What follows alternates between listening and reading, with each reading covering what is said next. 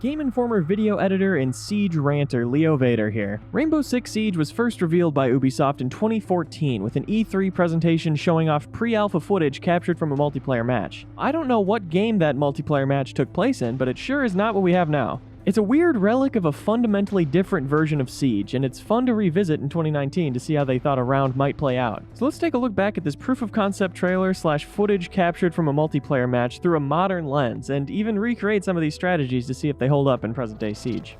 I'm not going to go over every time the HUD is different because it's all different, but I will say on this pre-round screen, having team names is very cool, and I do like it better before they added those little text pop-ups that make fun of me. Then there's this helicopter surveillance part that's not in the game. It looks cool, but I'm sure I'd grow to hate it for the extra 15 seconds it takes up. Like, imagine if they were defending Garage here, you'd just be staring at nothing. You'd be, what, taking in the atmosphere and setting the tone for the match? Snooze! The defenders all look like generic terrorists instead of actual operators, and they're reinforcing Kid's bedroom, which funnily enough became a universally agreed upon bad idea once people got some time with the game. But I do still see people do it all the time, so this is accurate. The hostage in this demo looks really detailed and alive, and almost reminds me of a human being. The hostage now has much less personality, so that you don't feel as sad when they get killed over and over.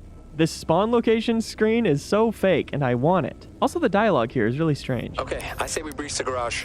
No, I'd rather not. I mean, they always defend it with a load of booby traps.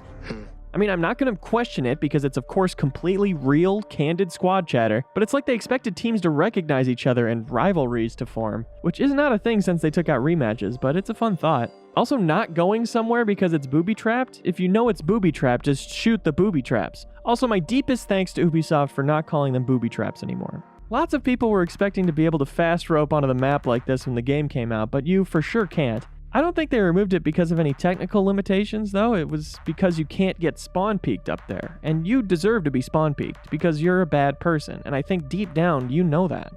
Also, they're showing a 5-minute round. They're 3 or 3.5 now, and sometimes those even feel long. Here they show multiple people swinging in with one breach charge, which you can't do. We tested it. 3, 2, 1. No, we can't. No. They've really amped up the lighting and smoke and debris for this thing, which is flashy and cool, but would completely suck in a competitive setting. And I know, because they added fog to house for the Halloween event, and that was the least amount of fun I've ever had. And I've lost people I loved. I could make a whole video about this 10-second chunk here. Look at that Monty on the left. He looks like his router got disconnected. Then our hero cooks a flash grenade, which no, and then it destroys that wall? We did not even need to test this one. But we did.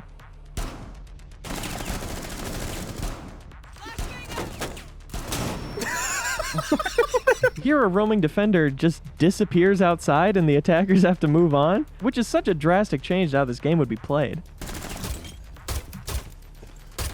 Damn it.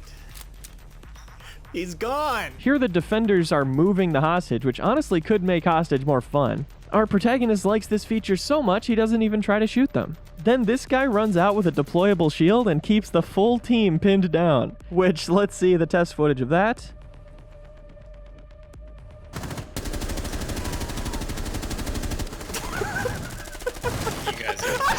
Hang on. Got him. Wow, the sniper rifles sure used to look different. Wait. I'll send the drone. All right. Cover me.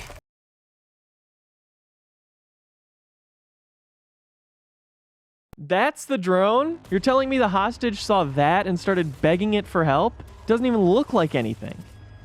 Help me. God, I had that. He got me. Where is he? Never mind. That hurry. Yeah, that's about how callouts are handled in Siege. Ah, dang. Where'd they get you from? Shut the f***. You dumb. What the heck? Come on. What? So the initial idea was full destruction of all the floors rather than just peeking through the bars. That's just fun to imagine as a Siege player, and I hope they do some mode with that somehow just to see how awesome or nightmarish it would be. Gunplay here seems about the same as what I experienced. I got him!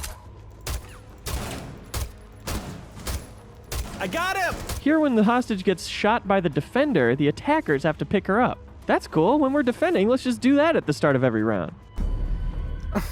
The dramatic final shootout occurs when our hero tries to leave through Kid's bedroom with the hostage.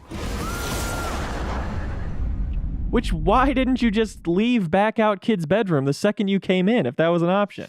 I love watching this trailer now. The way the whole round plays out is so comical compared to the real game. It's so slow and completely reliant on everyone missing all of their shots.